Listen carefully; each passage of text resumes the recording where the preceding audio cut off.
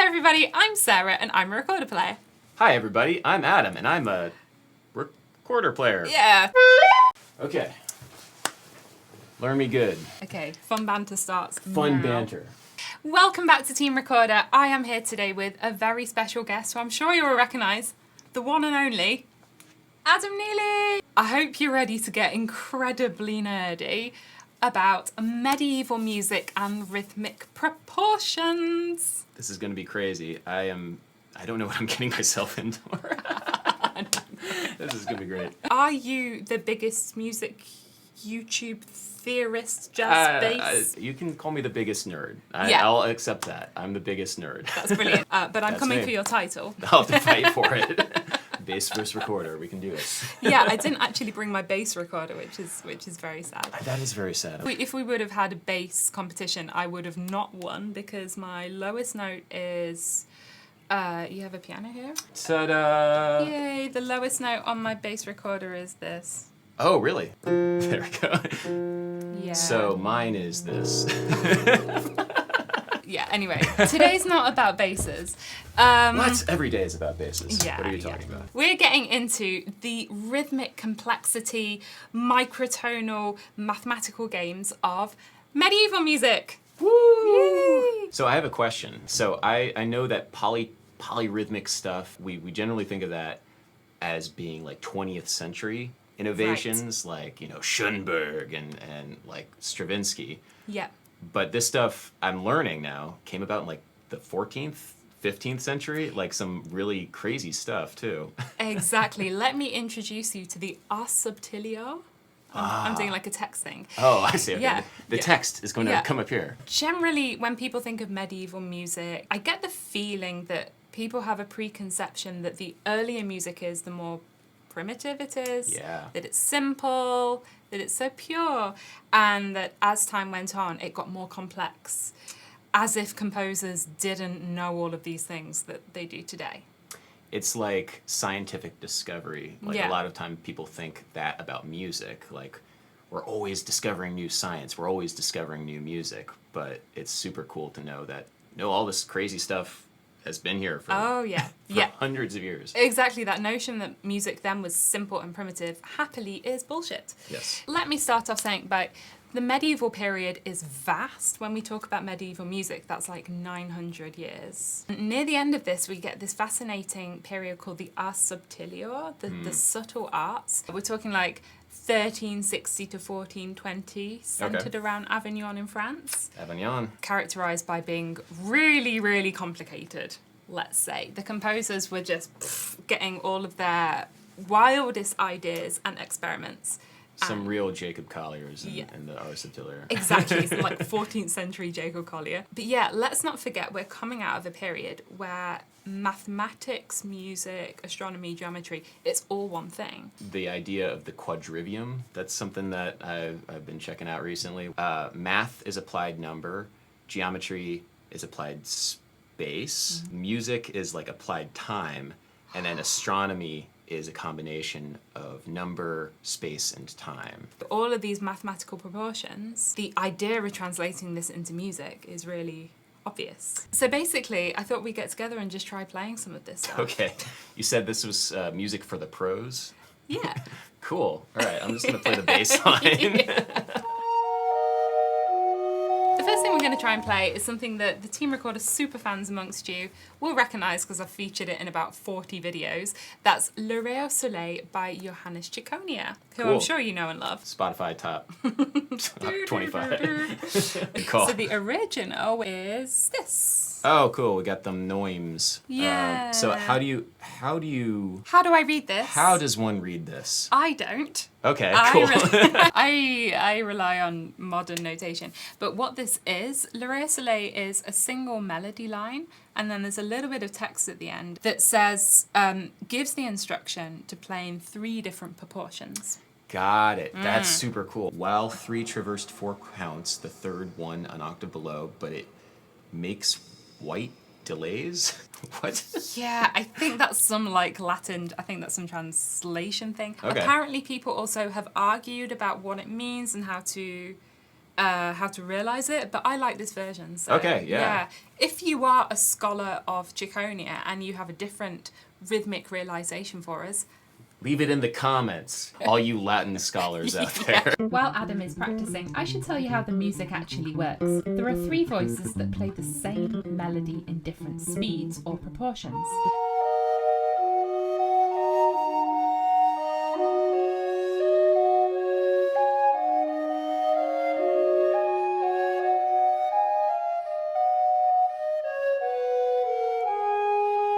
So here what we're doing is, well, let's talk about polyrhythms versus polypulses.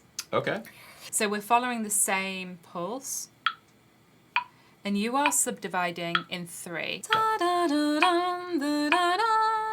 And I'm subdividing in 4.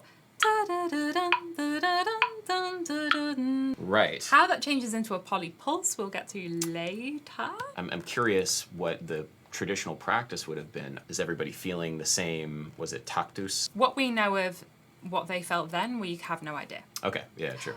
But I can give my insight as a performer. When I perform this, we all start feeling the same beat. Yeah. And I usually play the top line, which is subdivided in 4. So to get the speed, I'm going thugga, thugga, thugga, thugga, thugga, thugga. But as soon as we get going, I leave that behind and I start feeling it in 3, but just faster. Interesting. And then we have polypulse. Interesting. And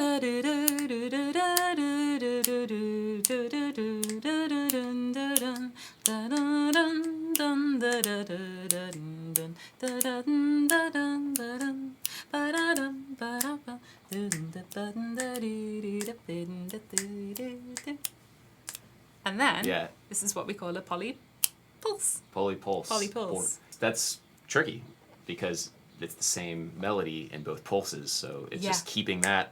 Wow. Yeah. That's very different from how I would try and feel it. I guess because it's the same melody that was originally written in 3. Okay. Yeah. Okay. Well, let's try. I Okay. mean, Yeah, there's no sure. right or wrong way. At the end of the day, with this piece, it's you've got to do whatever keeps you hanging on. 1, 2, 3.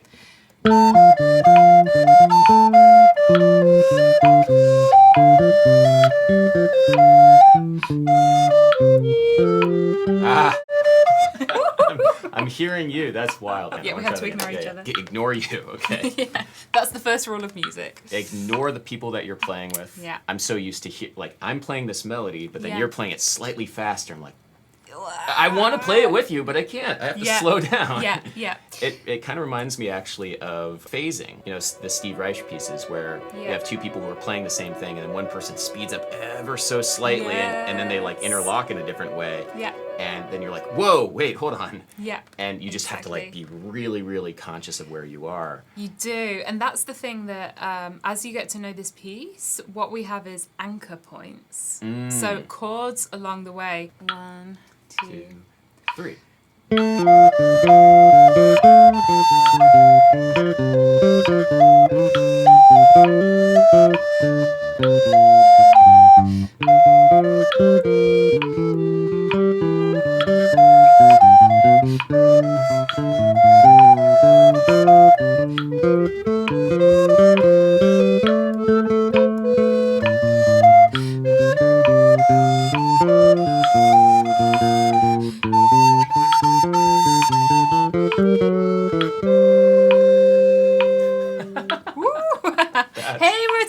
That's so awesome. wild. Yeah. I was trying to think of like how we could get that bass voice in there. I'd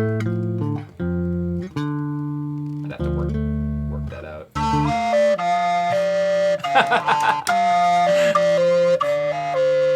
I can't believe I've never tried to do that before. Le Soleil is an example of a prolation canon.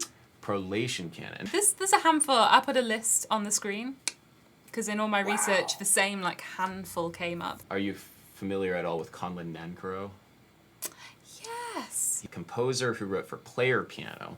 He wrote for proportions like this that he felt humans couldn't do, so he had the player piano do this. He has a canon at the proportion of pi to e, like it's just like the nerdiest stuff. But what's so cool about listening to his music is that it feels musical. The prolation canon stuff is in service of a very particular sound, and that's what's cool. Exactly. So this is one of many insane polyrhythmic experiments. Thank you, Ciconia. Should we go 100 years into the future? Let's go 100 years into the future. Yes.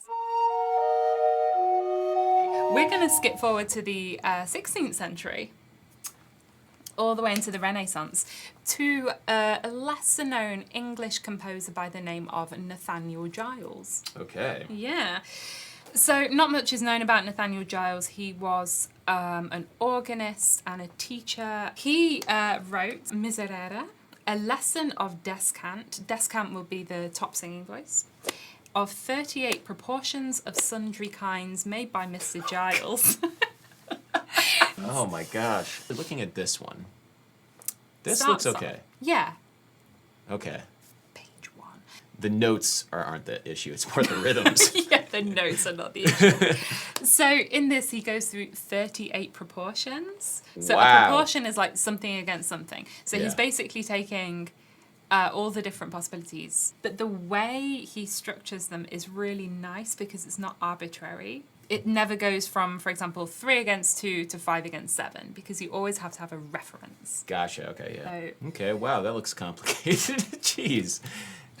So this little section... Giles, come on, man. I see, yeah. Okay, well, 7 against 2 is not that bad. It's more when it's like this, where it's within the 7 against 4, then there are these nested tuplets, where it's like there's like a triplet within the septuplet.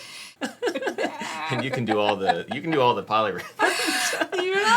So this is the kind of thing, without the metronome, it's not that hard. Yeah. Because you're just doubling speed, halving speed, or choosing whether to subdivide into 2 or 3. That's the interesting thing. So I'm so used to metronome and subdivision is everything. So everything has to be felt very, very specifically to the metronome. Okay. So how you would subdivide that to the metronome, like how would you reconcile the 2 pulses? In other words, like if you're doing 5 against 4, you can do, 5 against 4 is easy. You just do every 4th quintuplet. Right. And then it all calculates out. Right. Rather than trying to feel the 2 different pulses and then reconcile the pulses. And that's something I don't know how to do at all. But I'm happy you mentioned that because with this kind of music, there's the 2 ways. Of course, there's counting and calculating it out and feeling it. And to be honest, to be able to play it, I have to combine both. Ah. So the techniques I use for this, I was taught this through a program deriving techniques from South Indian Carnatic music. Oh, cool. Super That makes cool. sense. Yeah, wow. And that's this cool. is a whole curriculum put together by a musician called B.C. Manjanath. Okay. He's on YouTube. And a composer called Raphael Reiner. And they designed a program. There are some really cool Indian... Vox Guru is a really good one for like learning Carnatic stuff. Oh, and cool. there's a Hindustani YouTuber by the name of Anuja Kamat that is just like, every one of her videos, I'm like, whoa! Do you want to try something? Sure, let's try it.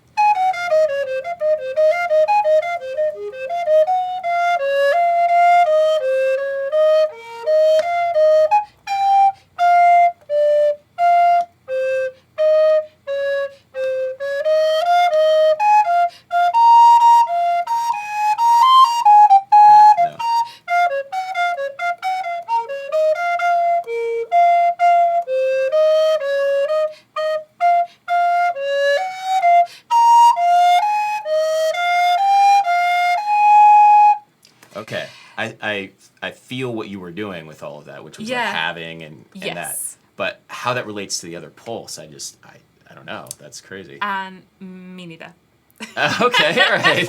All right. So if I play it like that without the bass, I'm like, oh, it's pretty okay. But putting it together and staying together is just like wildly difficult. Okay, so can we try that? And I'm going to be following you basically, if that's okay. Yeah. We're just going to end at the like at the bar line when things change, right? And then I'm just going to try and take these long pulses and just divide it into 4.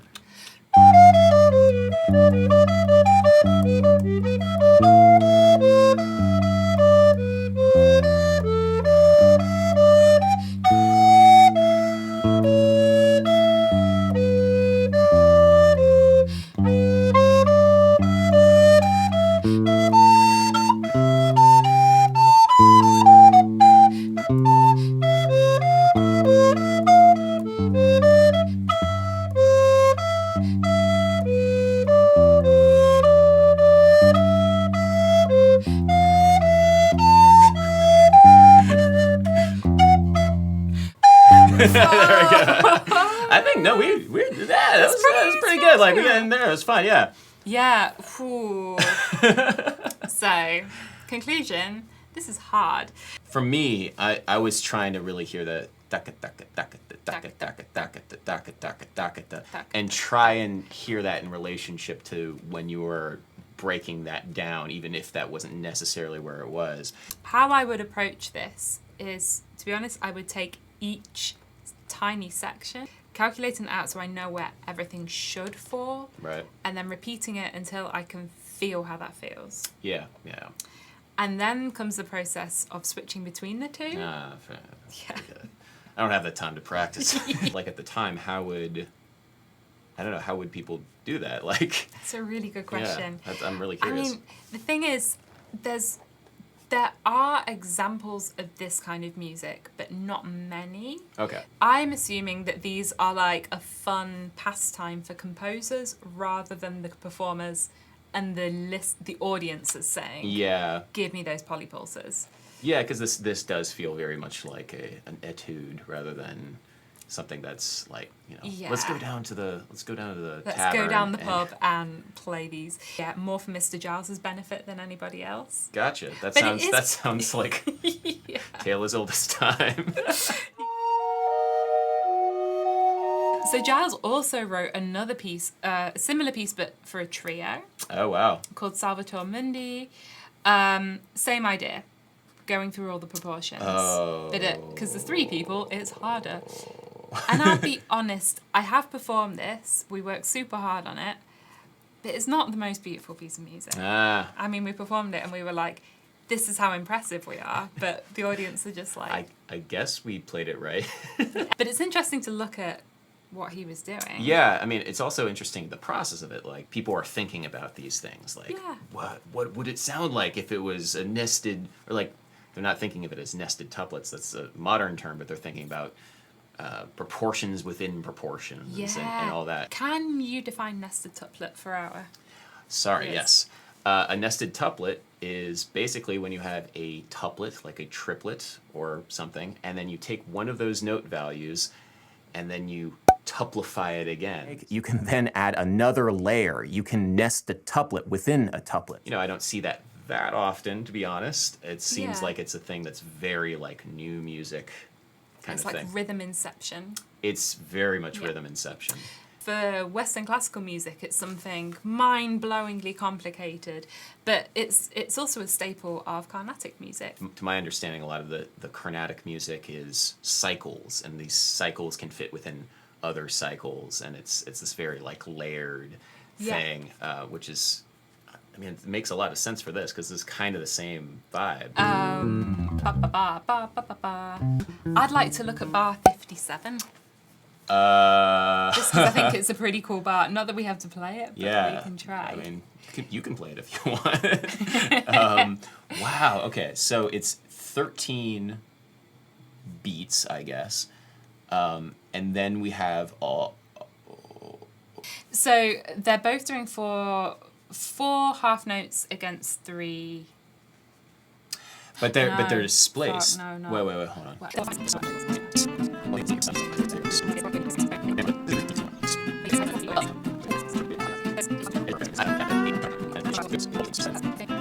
That was amazingly, like 2 professional musicians, amazingly. Just give me. I'm a bass player. It's so cool. Like for me, like I don't come from this world at all. It's like discovering a whole new side of music entirely. It's like I'm so used to music the way that it's taught started in 1720.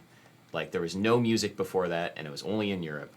But like there was 1,000 years of really cool stuff going on in Europe at the time, and this is all really amazing music, really thoughtful music. Really, people are trying stuff out, like the same thing that people are today, which is more part of the discourse, but it's cool. It is, isn't it? I love that you say that for you it starts at 1720. I get to 1750, I'm like, Bach's dead.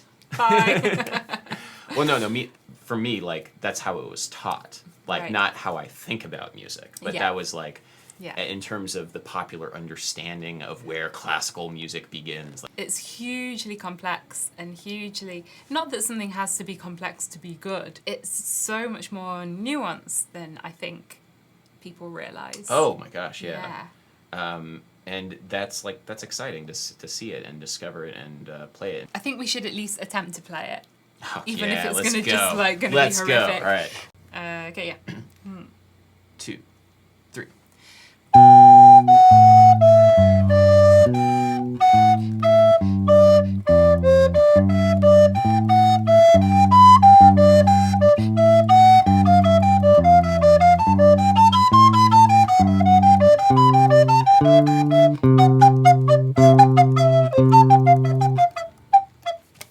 Did we do it? Yeah, we did I it. think we did it. Yes. Yes. Yes! We have, we can play Renaissance music. We did. All right. Yeah, these pieces are really the extreme end of rhythmic complexity that we see in medieval and Renaissance music, but we've got lots of pieces that play with this interplay of 3 against 2. Are we in 3? Are we in 2? You know, your courants, you know? Is that my pronunciation? Yeah, in 3, we're in 2. I mean, thank you so much for sharing this stuff. This is so exciting for me. How do you conceptualize this stuff? And it's really, you know, it's super humbling to try and play it. Like, nope, this is not. Because the thing is, it doesn't look that hard.